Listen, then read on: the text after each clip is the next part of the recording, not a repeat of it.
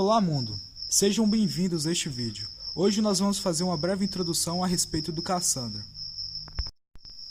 Para os desavisados, nós não estamos falando aqui sobre aquele Cassandra, que é o ser mitológico grego. Não, nós estamos falando sobre o banco de dados chamado Cassandra.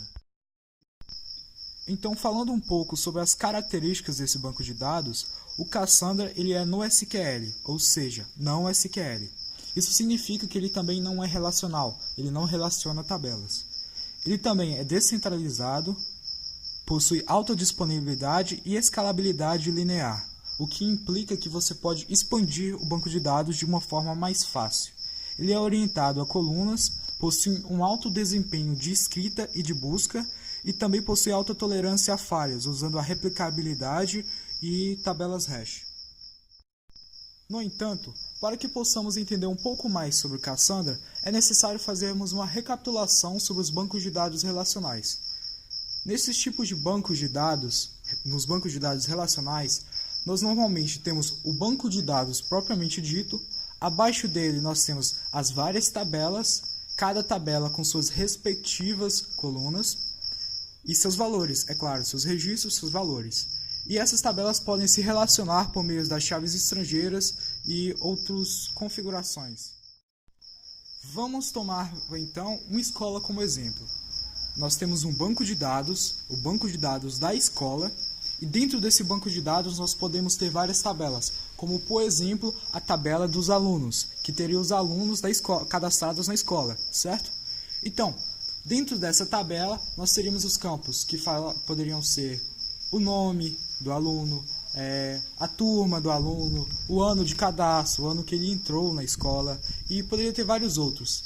E aí, para cada tabela, nós temos vários registros, várias linhas, e cada linha representaria um aluno em si.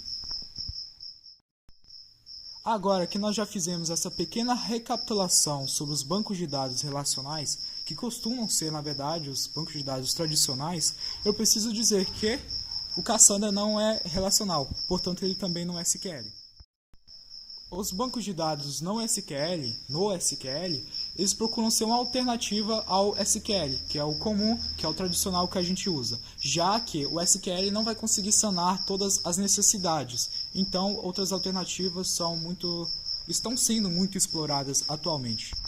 Um banco de dados no SQL pode se estruturar e funcionar de maneira diferente. No caso do Cassandra, ele vai ser um banco de dados orientados a colunas.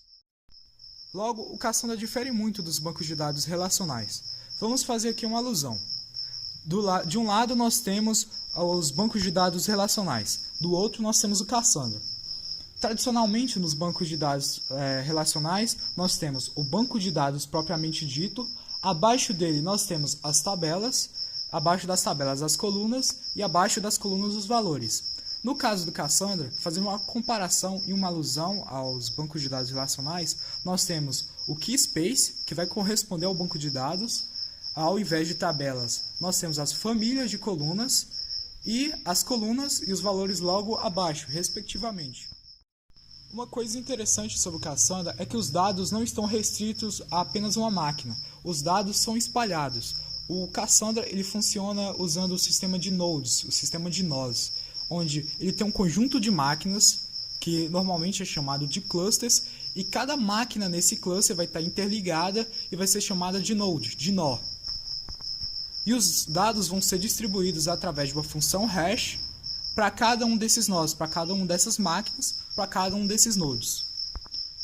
Portanto, o cliente vai poder acessar de fora, externamente, cada uma dessas máquinas como se fosse um único conjunto, como se fosse um único sistema lógico.